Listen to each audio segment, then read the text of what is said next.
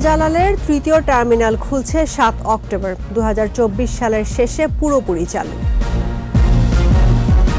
নির্বাচন অংশগ্রহণমূলক করার তাগিদ ব্রিটিশ হাইকমিশনারের, সুষ্ঠু ভোটের আশ্বাস দিল ইসি। ৬ মার্কিন কংগ্রেসম্যানের চিঠির সত্যতা চ্যালেঞ্জ করে ২৬৭ প্রবাসীর চিঠি। টানা বর্ষণে আবারও ডুবল চট্টগ্রাম। এইচএসসি পরীক্ষার্থীদের দুর্ভোগ, পাহাড় ধসে বাবা মেয়ের মৃত্যু। জাতীয় কবির প্রয়াণ দিনে সর্বস্তরে মানুষের শ্রদ্ধা, সাম্প্রদায়িকতার বিষ বাষ্প নির্মূলের অঙ্গীকার।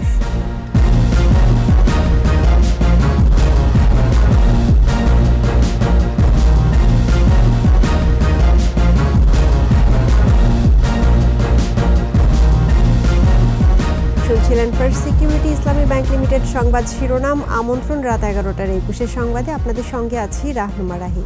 দর্শক, ২১ টেলিভিশনের সংবাদ একই সাথে সরাসরি দেখতে পাবেন আমাদের ফেসবুক পেজ www.facebook.com/2124 অনলাইনে। শাহজালাল বিমানবন্দরের তৃতীয় টার্মিনালের আংশিক যাত্রা অক্টোবরে। এরই মধ্যে প্রায় ৯০% কাজ শেষ হয়েছে। আগামী বছরের শেষে টার্মিনালটি পুরোপুরি চালু হলে বছরে ১.৫ কোটি যাত্রী পাবেন আধুনিক সেবা। থার্ড টার্মিনাল নিয়ে সাইদুল ইসলামের ২ পর্বের ধারাবাহিকার আজ দেখুন প্রথম পর্ব। আকাশ যাত্রাকে অনন্য উচ্চতায় নিতে ২০১৯ সালের ডিসেম্বরে শুরু হয় নির্মাণ কাজ। বাংলাদেশ সরকার ও জাইকার অর্থায়নে প্রায় ২১,০০০ কোটি টাকা ব্যয়ে নির্মাণযোগ্য চলছে রাত দিন। বিশ্বের উন্নত বিমানবন্দরগুলোর মতো আধুনিক সব সুযোগ সুবিধা থাকবে থার্ড টার্মিনালে। করোনা মহামারীর যুদ্ধসহ নানা প্রতিকূলতার পরেও বেঁধে দেওয়া সময়ের আগেই নির্মাণ কাজ শেষ করতে বেশ বেগ পেতে হয়েছে বলে জানান বেসামরিক বিমান চলাচল কর্তৃপক্ষের চেয়ারম্যান। ৮ মিলিয়ন প্যাসেঞ্জার যেখানে ক্যাপাসিটি, ওইখানে আমরা ২৪ মিলিয়ন প্যাসেঞ্জার আমরা এই আগামী যখন টার্মিনাল 3 পুরোপুরি কমপ্লিট হয়ে যাবে আমরা এই বিমানবন্দর দিয়ে হ্যান্ডেল করতে পারবো। তারপরে ব্যবস্থাপনায় আধুনিকতায়ন, এখানে ইন্টিগ্রেশন, এখানে সিস্টেম ইন্টিগ্রেশন, অটোমেশন, তারপরে যন্ত্রপাতি যেগুলো আসতেছে এখানে, সেগুলো সব কিছু কিন্তু state of the art technology আমরা এখানে সংযুক্ত করতেছি। তিনি বলেন, অক্টোবরেই প্রধানমন্ত্রী শেখ হাসিনা প্রকল্পটির আংশিক উদ্বোধন করার কথা রয়েছে। মাননীয় প্রধানমন্ত্রী আগামী ৭ই অক্টোবর এই টার্মিনালে সফট ওপেনিং করবেন এবং এর মাধ্যমে শুরু হবে এটার ঐতিহাসিক পথযাত্রা। প্রশিক্ষণ দিয়ে তারা যখন এটা আমরা যোগ্য বলে তাদেরকে আবার ইন্সপেকশন দিতে হবে। এই প্রসেসটা প্রায় ৬ মাস থেকে ১ বছর উপরে লাগে। তো এই প্রক্রিয়াটা চলবে হলো সফট ওপেনিং এর পরে। থার্ড টার্মিনালে সেবার মান বাড়ছে বলেই বিমানের সাথে কোড শেয়ারিং শুরু করেছে উন্নত দেশের এয়ারলাইন্সগুলো। এটি বাস্তবায়ন হলে যেসব দেশে বাংলাদেশ বিমানের ফ্লাইট নেই, সেখানেও বিমানের একটি টিকিট দিয়ে বিশ্বের বিভিন্ন গন্তব্যে পৌঁছাবে যাত্রীরা। বিমানের সাথে মাত্র একটা দেশের মাত্র কোড শেয়ারিং অ্যারেঞ্জমেন্ট হয়েছে সম্প্রতি, বাট এটা যদি আরও বেশি পরিমাণ দেশের এয়ারলাইন্সের সাথে হয় তাহলে বিমানের টিকিট কেটেই যে কোনো যাত্রী অন্য যে কোনো ওয়ার্ল্ডের ডেস্টিনেশনে যেতে পারবে। সাইদুল ইসলাম, ২১ টেলিভিশন, ঢাকা। দক্ষিণ আফ্রিকার জোহানেসবার্গে ১৫তম ব্রিক্স শীর্ষ সম্মেলনে যোগদান শেষে ঢাকায় ফিরেছেন প্রধানমন্ত্রী শেখ হাসিনা। প্রধানমন্ত্রী ও সফর সঙ্গীদের বহনকারী এমিরেটস এয়ারলাইন্সের নিয়মিত ফ্লাইট সংযুক্ত আরব আমিরাতের দুবাই আন্তর্জাতিক বিমানবন্দরে সংক্ষিপ্ত যাত্রা বিরতির পর সকাল ৮টা৩২ হজরত শাহজালাল আন্তর্জাতিক বিমানবন্দরে অবতরণ করে। প্রধানমন্ত্রীর ছোট বোন শেখ রেহানা ও মেয়ে সাইমা ওয়াজেদ এই সময় তার সঙ্গে ছিলেন। বিমানবন্দরে প্রধানমন্ত্রী ও সফর সঙ্গীদের স্বাগত জানান মন্ত্রী পরিষদ সদস্য সহ সামরিক বেসামরিক ঊর্ধ্বতন ব্যক্তিরা। দক্ষিণ আফ্রিকার প্রেসিডেন্ট সিরিল রামাফোসার আমন্ত্রণে প্রধানমন্ত্রী ব্রিক্স সম্মেলনে যোগ দেন।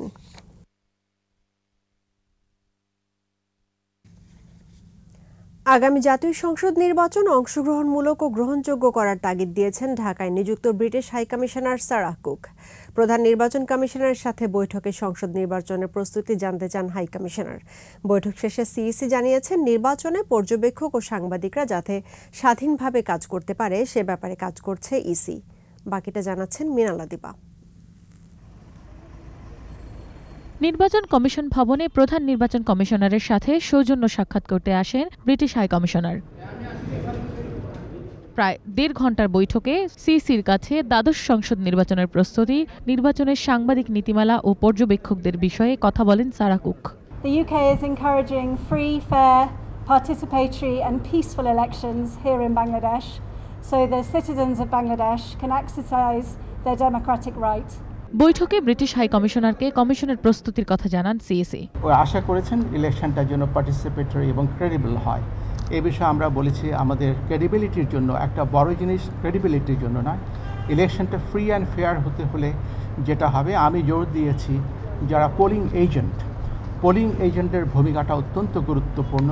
সিএসি জানান হাই কমিশনার নির্বাচন অংশগ্রহণমূলক করার বিষয়ে তাগিদ দিয়েছেন। নির্বাচনটা যেন পার্টিসিপেটরি হয় এবং ক্রেডিবল, এই কথাটা উনি বলেছেন এবং আমরাও আমাদের তরফ থেকে জানিয়েছি যে আমরা কি ভূমিকা পালন করব।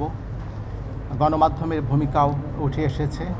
দ্বাদশ জাতীয় সংসদ নির্বাচনে সাংবাদিকরা মোটরসাইকেল ব্যবহার করতে পারবে বলেও ইঙ্গিত দিয়েছেন প্রধান নির্বাচন কমিশনার। নির্বাচনী কর্মকাণ্ড কভার করা, বিট করা কষ্টসাধ্য হতে পারে, সেই জন্য আমরা বলেছি সেটা আমরা আন্ডার রিভিউ রেখেছি। মিনালা দিবা, একুশে টেলিভিশন, ঢাকা। সুষ্ঠু নির্বাচন অনুষ্ঠানে পুলিশের সক্ষমতা রয়েছে বলে জানিয়েছেন পুলিশ প্রধান চৌধুরী আব্দুল্লাহ আল মামুন। বরিশাল পুলিশ লাইন্সে সাংবাদিকদের সাথে মত বিনিময়ে তিনি আরও বলেন, আগামী জাতীয় সংসদ নির্বাচনে কমিশন পুলিশকে যে দায়িত্ব দেবে পুলিশ সেই দায়িত্ব পালনে প্রতিজ্ঞাবদ্ধ।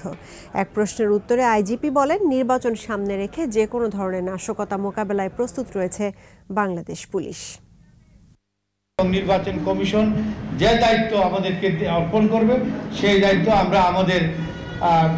আমরা আমাদের সকল সক্ষমতা দিয়ে আমরা পালন করবো। বাংলাদেশ পুলিশ বাহিনীর যে সক্ষমতা রয়েছে, আইন শৃঙ্খলা পরিস্থিতির অবনতি যদি কেউ ঘটাইতে চায় তার বিরুদ্ধে কঠোর ব্যবস্থা গ্রহণ করা হবে। নির্বাচন কমিশন শক্তিশালী এবং এই কমিশনের অধীনে সুষ্ঠু নিরপেক্ষ নির্বাচন হবে বলে মন্তব্য করেছেন তথ্য ও সম্প্রচার মন্ত্রী ডক্টর হাসান মাহমুদ।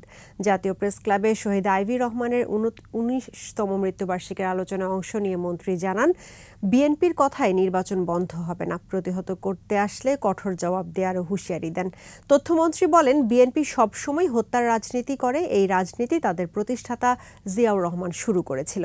জিয়াউর রহমানকে তার লোকেরাই হত্যা করেছিল বলে অভিযোগ করেন হাসান মাহমুদ। বলেন, কেঁচো খুঁড়তে সাপ বের হবে বলেই বিএনপি ক্ষমতায় থাকতে জিয়া হত্যার বিচার করেনি। আগামী নির্বাচন আমি মনে করি অংশগ্রহণ করা আপনাদের উচিত, কারণ গণতন্ত্রকে সংহত করার স্বার্থেই নির্বাচনে অংশগ্রহণ করা রাজনৈতিক দলের দায়িত্ব। হ্যাঁ, আপনাদের অবশ্যই অধিকার আছে নির্বাচন বর্জন করার, কিন্তু নির্বাচন প্রতিহত করার যদি কেউ চেষ্টা করে, কঠোর হস্তে এই দেশের মানুষ সেটিকে প্রতিহত করবে। বাইডেন প্রশাসনকে লেখা 6 কংগ্রেসম্যানের চিঠির প্রতিবাদে 6 সিনেটরের কাছে চিঠি পাঠিয়েছেন 267 জন প্রবাসী বাংলাদেশি। 26 অগস্ট চিঠিটি পাঠায় যুক্তরাষ্ট্রে বসবাসরত বাঙালিদের সংগঠন Congress of Bangladeshi American incorporation. চিঠিতে 6 কংগ্রেসম্যানের দেয়া তথ্যের সত্যতা চ্যালেঞ্জ করা হয়। জানানো হয়, গত 1 দশকে বাংলাদেশের বর্তমান আর্থসামাজিক উন্নয়ন, নারী পুরুষের সম অধিকার, নারী উন্নয়ন প্রগতি, ধর্মীয় সহিষ্ণুতাকে বিবেচনা না করে খুবই সংকীর্ণ আর একচোখাভাবে বাংলাদেশকে উপস্থাপন করা হয়েছে। সংগঠনের সদস্যরা চিঠিতে মনে করিয়ে দেন, মানবতা বিরোধী অপরাধে অভিযুক্ত সন্ত্রাসী সংগঠন জামায়াত সহ দেশ বিরোধী দলগুলো বিভিন্ন সময় টাকার বিনিময়ে লবিস্ট ফার্ম দিয়ে এসব অপপ্রচার চালিয়ে আসছে। এছাড়া সংখ্যালঘু সম্প্রদায় সহ গুরুত্বপূর্ণ ইস্যুতে বাংলাদেশ নিয়ে মিথ্যা ও অসম্পূর্ণ তথ্য পেশ করা হয়, যা গর্বিত বাংলাদেশি হিসেবে তাদের অনুভূতিতে আঘাত করেছে।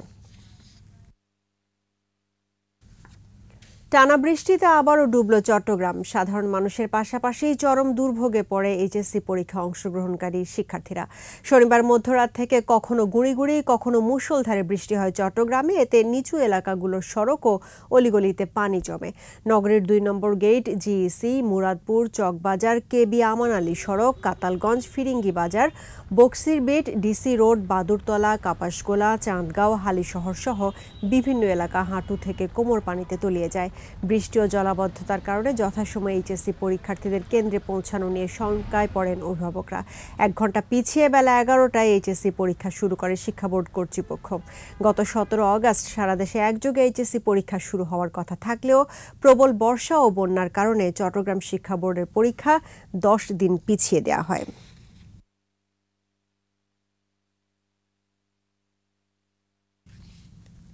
বৃষ্টি আর উজানের ঢলে তিস্তার পানি বৃদ্ধি অব্যাহত রয়েছে। রংপুরের কাউনিয়া ও গঙ্গাচড়া পয়েন্টে বিপদসীমার উপর দিয়ে নদীর পানি প্রবাহিত হচ্ছে। কুড়িগ্রামের রাজারহাটে বাঁধ ভেঙে যাওয়ায় আতঙ্কে বাসিন্দারা। গাইবান্ধায় নদ নদীর পানি কিছুটা কমলেও তীব্র হয়েছে ভাঙন। এদিকে চট্টগ্রামে পাহাড় ধসে মারা গেছেন বাবা ও শিশুকন্যা। প্রতিনিধিদের সহায়তায় আরও জানাচ্ছেন সমর ইসলাম।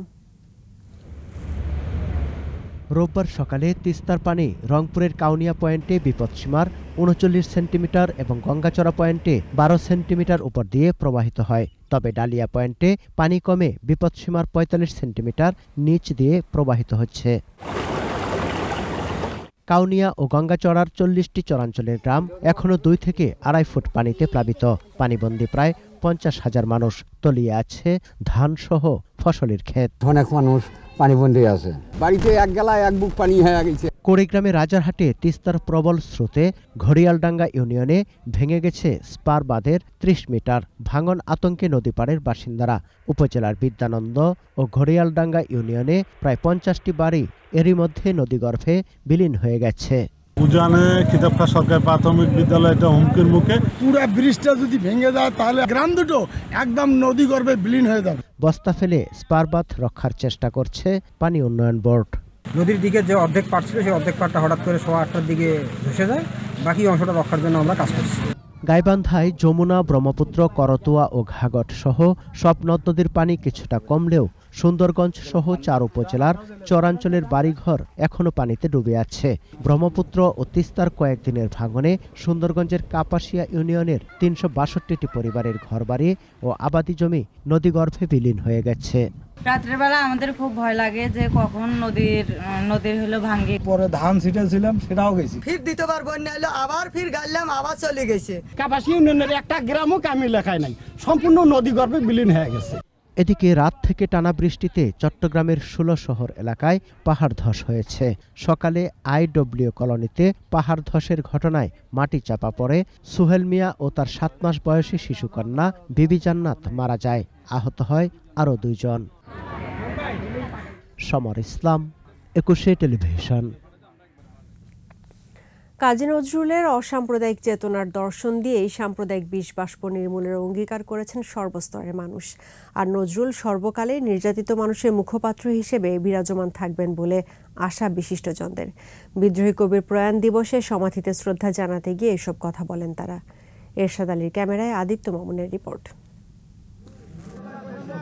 মানবতা, সাম্য, প্রেম ও দ্রোহের কবির সমাধিস্থল ফুলে ফুলে সুশোভিত। তার ক্ষুরধার কলম চিরকালই মানুষের পক্ষে ছিল ব্রিটিশ শোষণের বিরুদ্ধে কম্পমান আতঙ্কও। এখন তিনি বাংলা ও বাঙালির জীবনে ও যাপনে। কবির প্রতি শ্রদ্ধা জানাতে এসে বিভিন্ন ব্যক্তি প্রতিষ্ঠান বলছেন, নজরুলকে কেন্দ্র করেই উপমহাদেশের মানুষ মুক্তির পথে এগিয়েছে।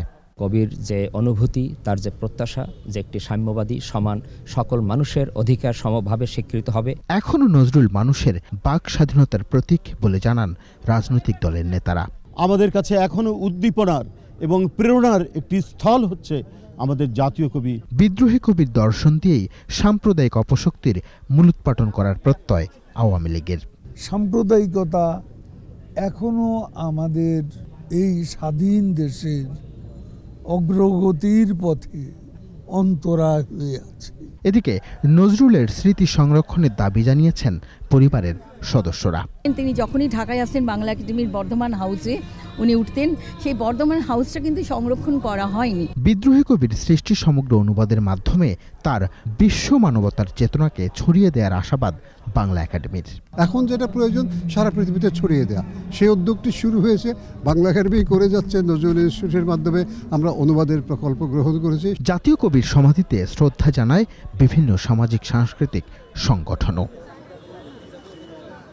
মানবতার কবি নজরুল কেবল হিন্দু কিংবা মুসলমানের কবি ছিলেন না, অসাম্প্রদায়িক চেতনার যে দর্শন তিনি ধারণ করেছিলেন তাই যুগে যুগে মুক্তি দেবে নিপীড়িত, শোষিত, বঞ্চিত মানুষকে। তারই দর্শন যুগে যুগে অস্ত্র হয়ে কাজ করবে নিপীড়িত মানুষের পক্ষে, এমনই প্রত্যাশা আগত সুধীজনদের।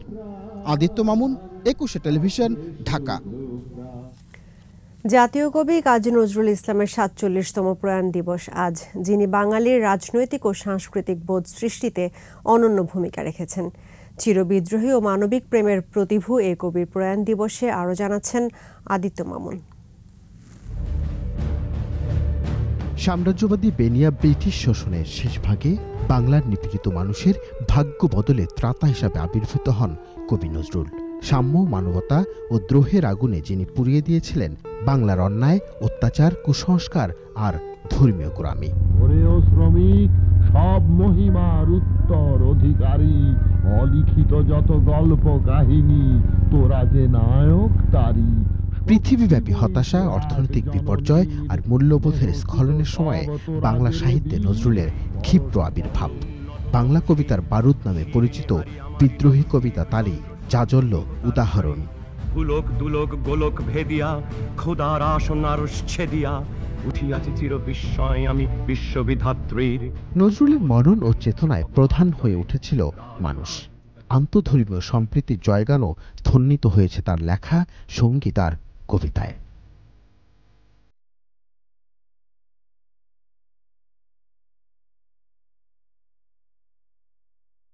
বাঙালি সাংস্কৃতিক বোধ সৃষ্টিতে তিনি ছিলেন আলোকবর্তিকা।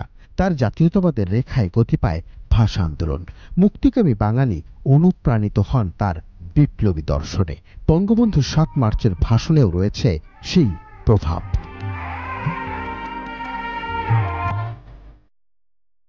কাব্যকলা, শিল্প, সাহিত্য, সংস্কৃতির সামগ্রিক শাখা ঋদ্ধ হয়েছে তারই কল্যাণে, যে কারণে দ্রোহ এসে মিশে গেছে প্রেমের ললিত লাভায়।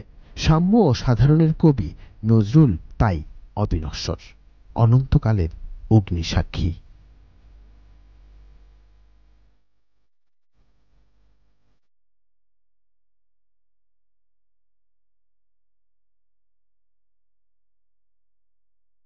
আদিত্য মামুন, ২১শে টেলিভিশন, ঢাকা।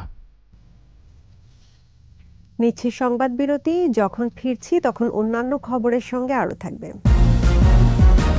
ডেঙ্গু পরিস্থিতি আগামী বছর আরো খারাপ হওয়ার শঙ্কা, সারা বছর সমন্বিতভাবে কাজের তাগিদ। নিষেধাজ্ঞা অমান্য করে মেঘনা থেকে বালু উত্তোলন, ভাঙনের হুমকিতে অনেক এলাকা।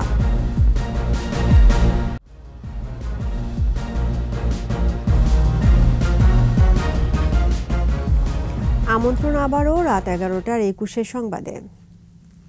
জানাবো ব্ল্যাকহিট ডেঙ্গু পরিস্থিতির খবর।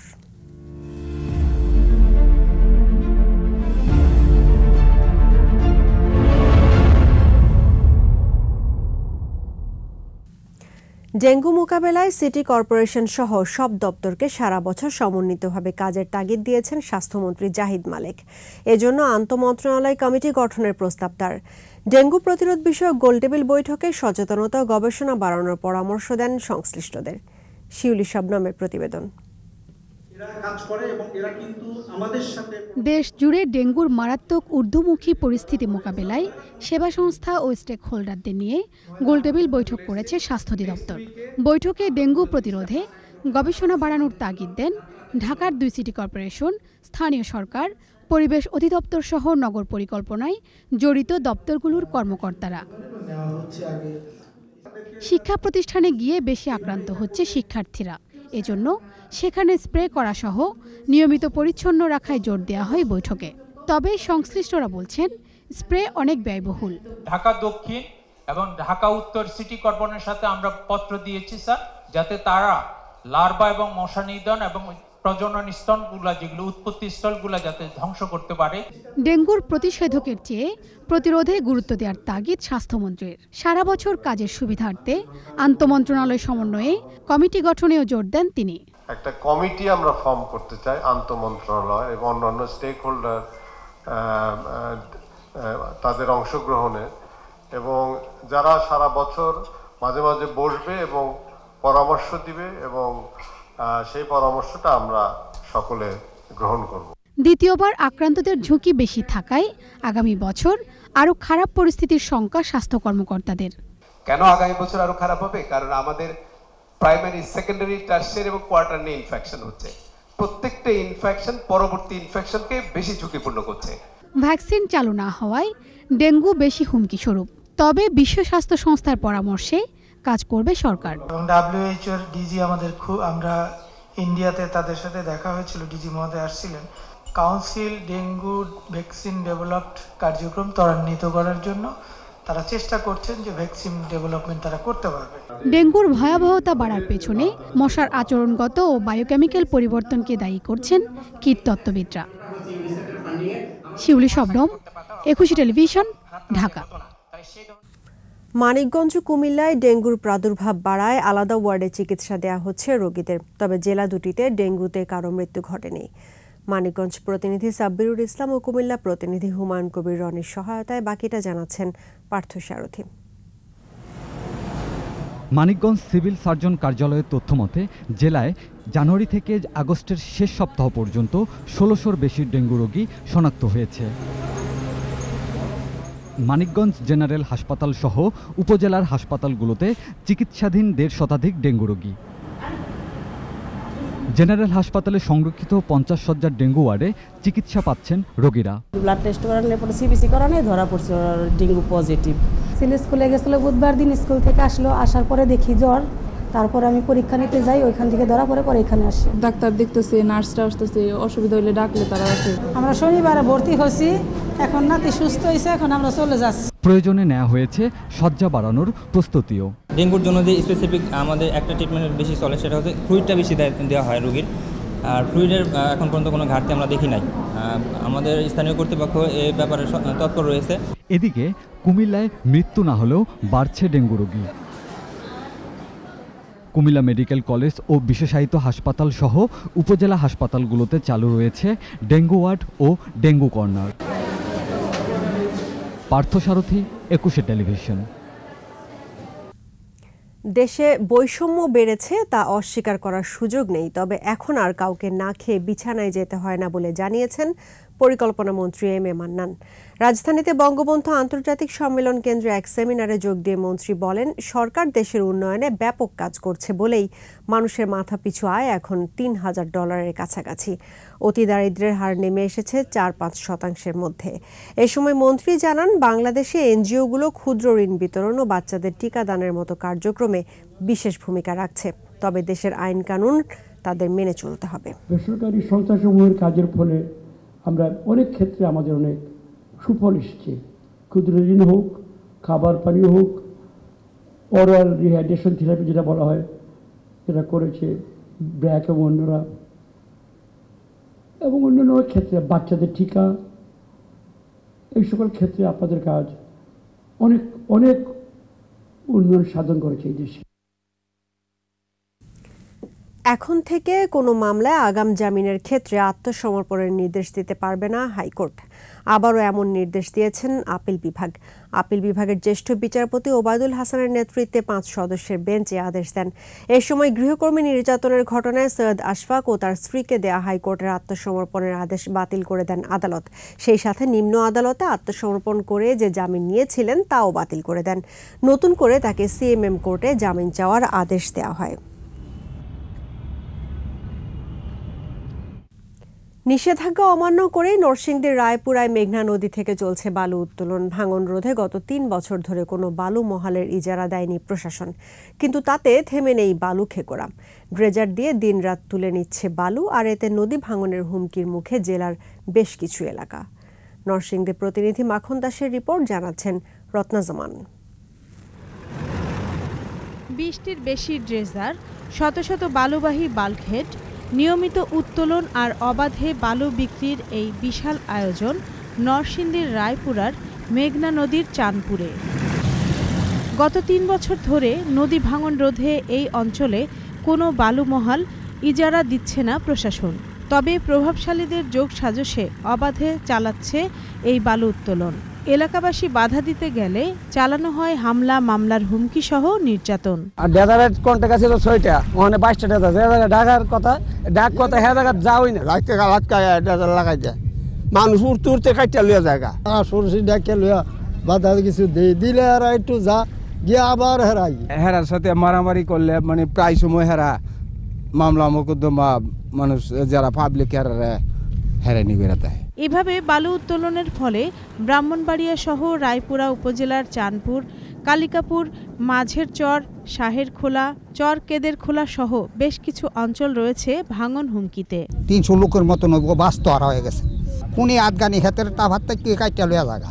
যদি এই শর্টটা ভাঙ্গা জায়গা তাহলে আমরা কই যাবো? আমরা তো এমন কোনো ক্যাশ ক্যাপিটাল নাই। অন্য এলাকাতে আমরা গিয়ে জায়গা সম্পদ কিনে আমরা পারুম, আমরা সানপুর এলাকার মধ্যে যেমন কোনো অর্থ সম্পদ লোক নাই।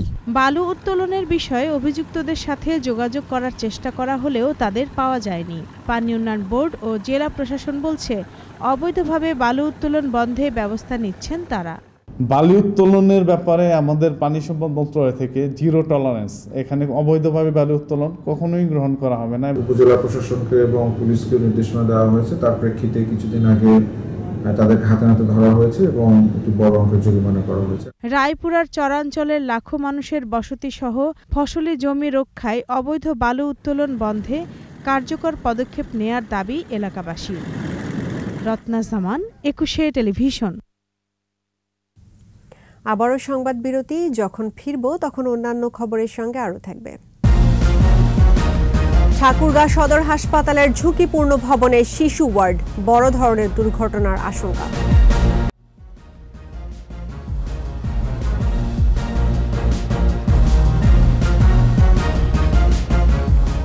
আমন্ত্রণ আবারও রাত 11টার 21 সংবাদে। নামে আধুনিক হলেও ঠাকুরগাঁ সদর হাসপাতালে শিশু ওয়ার্ডের চিকিৎসা চলছে 36 বছরের পুরনো ঝুঁকিপূর্ণ ভবনে। যে কোনো সময় বড় ধরনের দুর্ঘটনার আশঙ্কা রোগী ও স্বজনদের। ঠাকুরগাঁ প্রতিনিধি SM জসিম উদ্দিনের তথ্যচিত্রে আরও জানাচ্ছেন সমর ইসলাম। ভবনের বিম ও ছাদে ফাটল, মাঝে মধ্যে খসে পড়ে পলেস্তরা। এ দৃশ্য ঠাকুরগাঁও আধুনিক সদর হাসপাতালের শিশু ওয়ার্ডের। ভবনের ধস ঠেকাতে ফাটল ধরা স্থানে বসানো হয়েছে গাছের খুঁটি, ঝোলানো হয়েছে সাবধানতার ব্যানার। বিকল্প ব্যবস্থা না থাকায় শিশুদের চিকিৎসা করাতে হচ্ছে ঝুঁকি নিয়েই।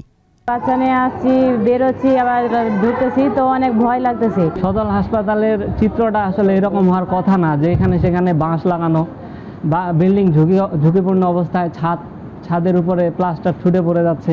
যে কোনো সময় আরো দুর্ঘটনা বাড়তে পারে। এখানে আমরা চিকিৎসা নিতে আসছি, এখানে একটা ঝুঁকিপূর্ণ জায়গা, যেখানে বাঁশের খুঁটি দিয়ে আমাদের একটা আটকানো হয়েছে। এই যে ফাটল অবস্থা, এগুলা দেখে আমরা ভয়ে পাচ্ছি।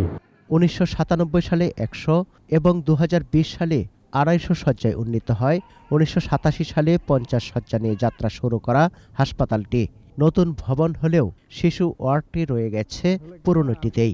ভবনটি সংস্কারে ঊর্ধ্বতনদের জানিয়েছে কর্তৃপক্ষ। আমরা পারবো না, আলাদা ইঞ্জিনিয়ার আছে ঢাকা, আগে ওনারা রেট্রোফিটিংটা দেখে নেবে, যদি সম্ভব তাহলে ওই অংশটুকু ঠিক করবে, আর যদি না হয় সেক্ষেত্রে আমাদের সার্বিকভাবে আবার কি করলে ভালো হয়, কারণ অতদিন আমাদের 2-3 বছর চিকিৎসা সেবা চালাবো কোথায়। দুর্ভোগ বিবেচনায় বড় ধরনের দুর্ঘটনার আগেই ভবনটি সংস্কারের দাবি ঠাকুরগাঁওবাসীর। সমর ইসলাম, 21 টেলিভিশন। 64 জেলায় সিএস খতিয়ান দেখে নদীর সীমানা নির্ধারণে পাণ্ডুলিপি তৈরির কাজে হাত দেওয়া হয়েছে বলে জানিয়েছেন নৌ প্রতিমন্ত্রী খালিদ মাহমুদ চৌধুরী। রাজধানীর তুরাগপাড়ে উদ্ধার করা জায়গায় বৃক্ষরোপণ অনুষ্ঠানে তিনি আরও বলেন, 1922 সালের রেকর্ড ধরে নদী কোথায় হারিয়ে গেছে, কে গ্রাস করেছে তা চিহ্নিত করা হবে। দখলদার যত প্রভাবশালীই হোক না কেন, নদী রক্ষায় চুল পরিমাণ ছাড় নয়, হুঁশিয়ারি করেন প্রতিমন্ত্রী।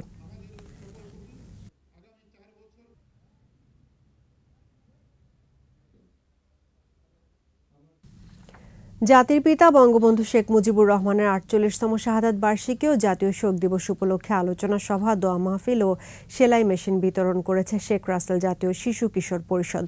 দুপুরে রাজধানীর ওসমানী স্মৃতি মিলনায়তনে আয়োজিত অনুষ্ঠানের শুরুতে শোক প্রস্তাব পাঠ করেন শেখ রাসেল জাতীয় শিশু কিশোর পরিষদের মহাসচিব KM শহীদুল্লাহ। অনুষ্ঠানে প্রধান অতিথি হিসেবে উপস্থিত ছিলেন প্রধানমন্ত্রীর বেসরকারি শিল্প ও বিনিয়োগ উপদেষ্টা সালমান ফজলুর রহমান। এ সময় তিনি বলেন, আগামী প্রজন্মকে বঙ্গবন্ধুর স্বপ্ন বাস্তবায়ন করতে হবে। পরে দুস্থদের মাঝে সেলাই মেশিন বিতরণ করা হয়।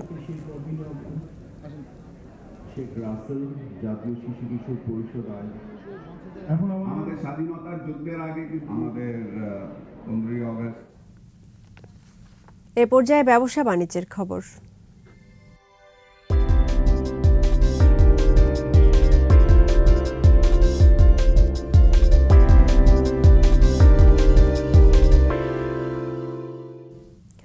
আন্তর্জাতিক বিজ্ঞাপনী উৎসব ম্যাড স্টার্স 2023-এ 16টি পদক জিতেছে বিজ্ঞাপনী সংস্থা এশিয়াটিক মার্কেটিং কমিউনিকেশনস। উৎসবে 4টি প্রজেক্ট জমা দিয়ে 2টি গোল্ড, 3টি সিলভার, 3টি ব্রোঞ্জ ও 8টি ক্রিস্টাল পদক পায় প্রতিষ্ঠানটি। ম্যাড স্টার্সে বাংলাদেশি বিজ্ঞাপনী সংস্থার এটি সর্বোচ্চ পদক। এশিয়াটিক এমসিএল এর ব্যবস্থাপনা পরিচালক ফেরদৌস হাসান নেভিল জানান, সৃজনশীলতায় কাজ করে যাচ্ছে প্রতিষ্ঠানটি।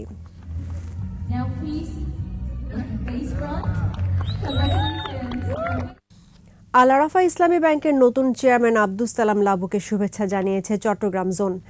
সম্প্রতি তাকে ফুল দিয়ে শুভেচ্ছা জানান চট্টগ্রাম জোনের প্রধান মোহাম্মদ আজম, চেয়ারম্যানের ব্যক্তিগত সচিব মোহাম্মদ পিয়ারু সহ শাখা ব্যবস্থাপক ও ঊর্ধ্বতন নির্বাহীরা। পরে শাখাগুলোর ব্যবসায়িক বিষয়ে আলোচনা ও বিভিন্ন দিক নির্দেশনা দেন ব্যাংকের চেয়ারম্যান আব্দুস সামাদ লাবু।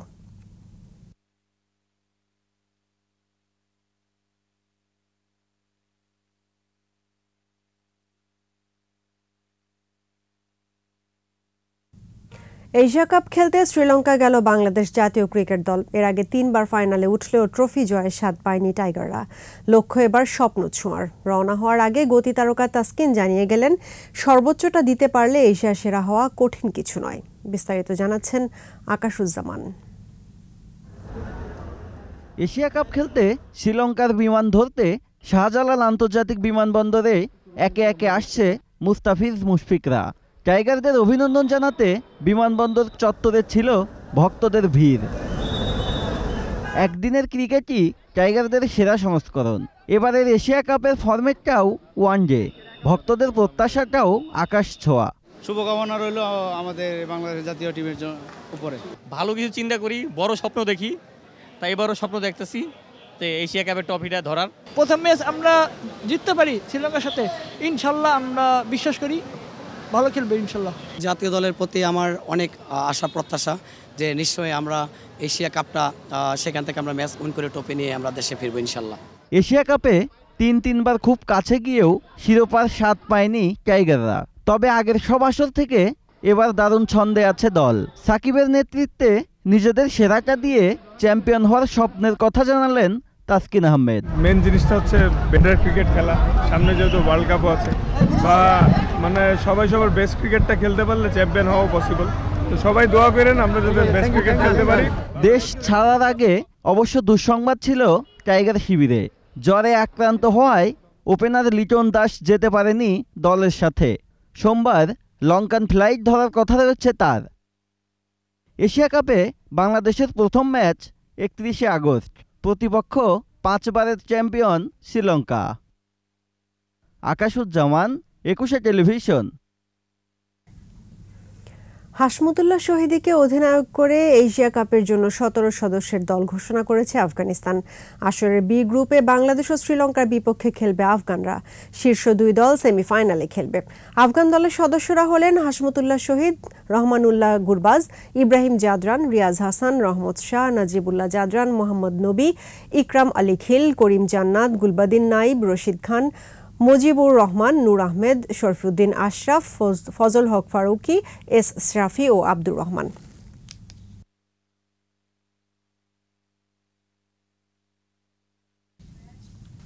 আর এরই সঙ্গে শেষ করছি রাত 11টার 21 সংবাদ। তবে যাবার আগে ফার্স্ট সিকিউরিটি ইসলামী ব্যাংক লিমিটেড সংবাদ শিরোনামগুলো জানাবো আরও একবার। শাহজালালের 3য় টার্মিনাল খুলছে 7 অক্টোবর। 2024 সালের শেষে পুরোপুরি চালু। নির্বাচনে অংশগ্রহণমূলক করার তাগিদ ব্রিটিশ হাইকমিশনারের, সুষ্ঠু ভোটের আশ্বাস দিল ইসি। 6 মার্কিন কংগ্রেসম্যানের চিঠির সত্যতা চ্যালেঞ্জ করে 267 প্রবাসীর চিঠি। টানা বর্ষণে আবারও ডুবল চট্টগ্রাম। এইচএসসি পরীক্ষার্থীদের দুর্ভোগ, পাহাড় ধসে বাবা মেয়ের মৃত্যু।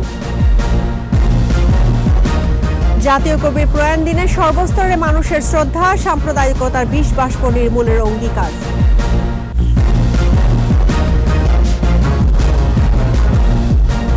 দর্শক, 21-এর সর্বশেষ খবর জানতে ডায়াল করুন 2021 নম্বরে, আর ভিজিট করুন 21-tv.com ওয়েবসাইটে। এছাড়া ফেসবুকে ভিজিট করতে পারেন facebook.com/2124 অনলাইনে। এতক্ষণ সঙ্গে থাকার জন্য ধন্যবাদ। আমাদের পরবর্তী সংবাদ আয়োজন রাত 1টায় দেখার আমন্ত্রণ রইল। স্বাস্থ্যবিধি মেনে চলুন, সুস্থ থাকুন, 21-এর সঙ্গেই থাকুন।